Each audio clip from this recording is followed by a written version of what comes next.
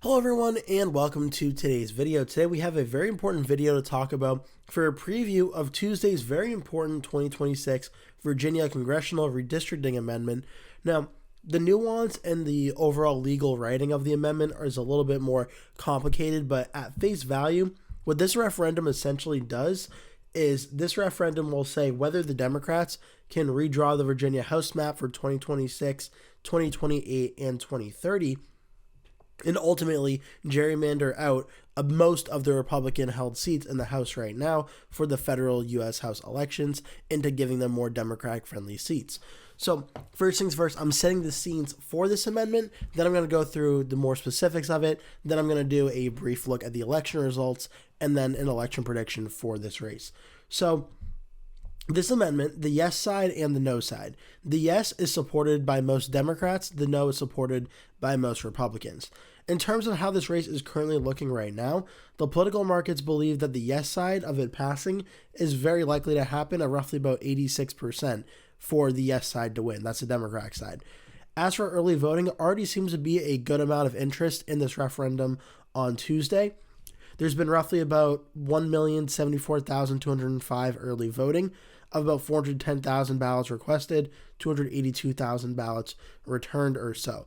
So there's certainly a lot of interest in Virginia in this amendment on Tuesday.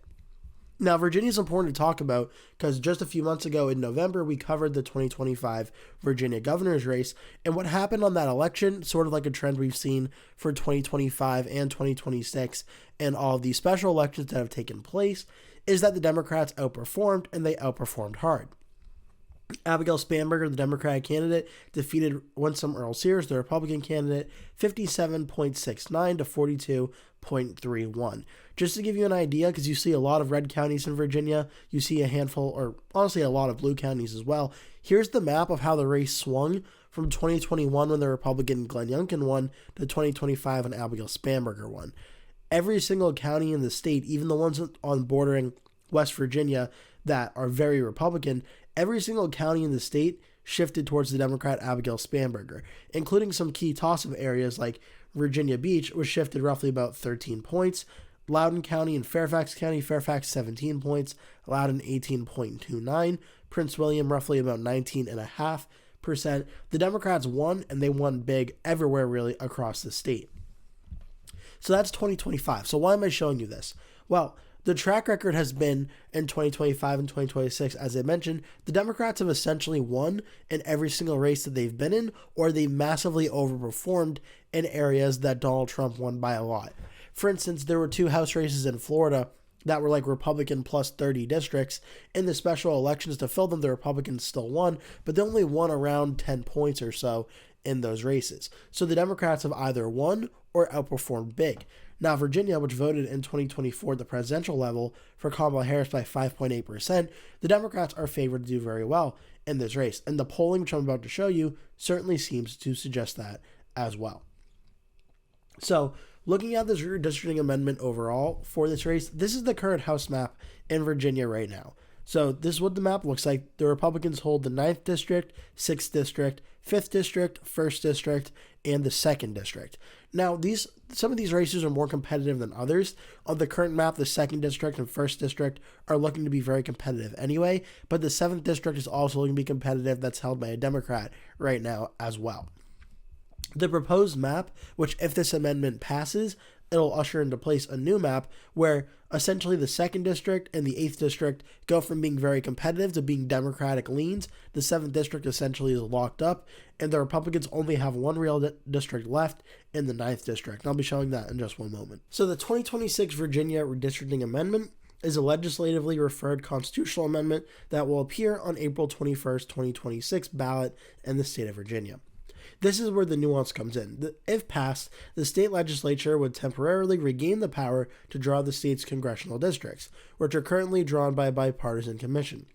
The authority to draw congressional districts would revert to the commission following the 2030 census. The amendment, which is part of a larger nationwide gerrymandering battle, was first considered by Virginia lawmakers in October of 2025 and was given preliminary approval on October 31st, as required by the Virginia General Assembly on January 16, 2026.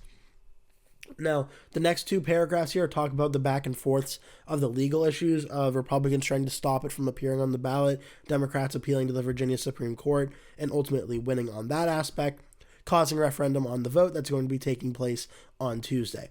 So for that purpose of today's video, it's not really too important as the fact that we already know the election is taking place on Tuesday. So covering that in great detail doesn't really matter too much. But the vote itself and what this means for the 2026 midterms for this video and for this channel is really what matters the most here. As the Wikipedia article mentions, it's really about the nationwide gerrymandering battle that President Trump had Republicans redraw in places like Texas, Missouri, attempted to redraw in Indiana, still may redraw in Florida, redrew in North Carolina. Democrats like Gavin Newsom counterbalanced by redrawing in California to net, I think, like 4 to 5 Democratic House seats there. Now Democrats are trying to redraw Virginia to pick up a few more handful of House seats as well to counterbalance through gerrymandering that the Republicans are doing as well. So obviously, in a referendum like this, there's going to be very passionate Democratic and Republican support here. For the support side, we can look at the endorsements. Pretty much every notable Democrat you've heard of is supporting this. Former President Barack Obama is supporting it, and pretty much every former Democratic name in the state of Virginia, like Tim Kaine and Mark Warner, the Democratic U.S. Senators, several of the top U.S. representatives. You have Hakeem Jeffries, Nancy Pelosi. You also have Republican or very anti-Trump Republican Adam Kinzinger supporting it. And then all the Virginia House legislature as well as the newly elected officials in Virginia. You have the Lieutenant Governor Ghazal Hashmi, Attorney General Jay Jones, and Governor Abiel Spanberger. You also have former Governor Ralph Northam, and you have California Governor Gavin Newsom as well, along with several other notable officials as well. On the opposition side, President Trump has actually stayed out of this at this current point in time so far in this race, and that maybe by design, maybe by having Trump stay out of this, it may give the Republicans a better chance at winning this referendum given his current approval ratings in the state of Virginia. But every pretty much notable Republican in the state of Virginia is mentioned here. Jim Gilmore is mentioned. The former U.S. Senator George Allen from 2001 2007 is mentioned. Several Virginia former representatives and current representatives are mentioned on this list, including the races that may get gerrymandered out, like Rob Whitman, John McGuire, and Jane Kiggins. All have endorsed this. Mike Johnson, the Speaker of the House, has come out against this. And their entire Republican ticket from 2025, Winsome Earl Sears, Jason Miyares, both of which ran for Attorney General and Lieutenant Governor and lost on election night. They've come out against this. The former Governor Glenn Youngkin has come out against this, and the former Governor of Virginia, Bob McDonnell, as well as several other notable names in Virginia as well. So as for this race, how's it currently looking right now? As I mentioned, the political market odds have the yes referendum to pass at roughly 86%, meaning about 14% think it won't pass. The polling so far and the most recent polls have shown that the yes side is slightly more favored to win at this current point in time. The most recent poll from last week from State Navigate has support at 51%, opposed 45%, and 4% undecided. Assuming those voters still get out to vote, even if the opposed got all 4% of the undecided, it would still be enough for support to win and put the new congressional map into law. From the beginning of April, a poll by Neighborhood Research showed opposed leading 46 to 45, but it was still 9% undecided. And in a state like Virginia, again, when you're counting on special elections and the 2025 elections that took place, which were so overwhelmingly Democratic, a lot of these amendment elections or referendum type elections are usually based on voter turnout. And if you have to ask, well, who's more voted to get out and vote right now, Democrats or Republicans, it's been proven time and time again that the Democrats are the party more motivated to get out and vote. They're more angry with the direction that President Trump and the Republicans have taken the country since 2024, and they're showing it by turning out in special elections and referendum elections like this one. And so far, the polling shows that's probably on track to be very similar. Even the poll back from Roanoke College in February, this is the only one since the other one I just showed you that showed the no side leading. That was 52 to 44, but that was also through mid-February. The trend the last few polls have been that the yes side, the support side, seems to be favored. So if what ultimately happens, this has very important ramifications for 2026, as I've already mentioned. This is the current House map on 270win.com. This is the consensus ranking. It takes the Sabato Crystal Ball, Cook Politico Report, and Inside Elections map and kind of like merges them. And this is what the consensus ranking is. Republicans have 3 safe districts in the Virginia 9, Virginia 6, and Virginia 5 district right now. They also have Rob Whitman's district, which was not very competitive in 2024, but is only lean Republican for 2026, and looking like it could be very competitive. Now, again, as I mentioned, the 7th district with Eugene Vindman was only about a 4 to 5 point race in 2024, and Republicans would love to try and flip this one red, including a very important district, Virginia 2, which Jen Kagan's currently holds as the Republican. This is a toss-up district, 100%. It's really going to be very, very close, and even without redrawing, this district could definitely flip in 2026. But these are the Kalshi market odds. If the map goes through, this is essentially what the map would look like, where the 9th district would stay red, but the newly redrawn 6th district would be likely Democratic. The 1st district would be likely Democratic. The 5th district would be listed as lean Democratic, so it still could potentially go Republicans if Republicans turn out enough to keep the race competitive, but the Democrats would have the advantage starting out there, and the 2nd district would become all but assuredly a safe Democratic flip if the map is redrawn. And that is just Virginia. Overall, though, the Kalshi map for 2026, with Virginia added as well, shows the Democrats at roughly 235, Republicans at 196, with still a handful of House seats, like in Texas, being toss-ups, and one in Pennsylvania being a toss-up as well. So these House districts in Virginia are going to play a very, very important role for how things ultimately look. Just to give you a look here, the consensus map nationwide is Democrats at 212, Republicans at 205. And again, to win the House, you have to have a majority of 218 seats. So based on the consensus ranking, the Democrats are only 6 seats away. If Virginia gets redistricted, that's 1, 2, 3, 4 right there. Those 4 seats get them right on the doorstep of winning that House majority. So this is a very important referendum, and one the Democrats and Republicans can both not afford to lose. And yeah, just to show you these House results from 2024, Rob Whitman won the 1st district by roughly about 13 points. But again, even if it doesn't get redrawn, this one's shaping up to be more competitive, but certainly could be in danger of losing here if the map is redrawn. Target number 1 is House 2. Jennifer Kagan's only won 50.8%. The Democrat Missy Cotter Smazel won 46.95%. An independent candidate got 2.25% as well. This is the Virginia Beach, Norfolk area of Virginia. This is always a competitive toss-up area. The district also currently does not have Norfolk in it, and the redrawn map would almost certainly have that be part of it.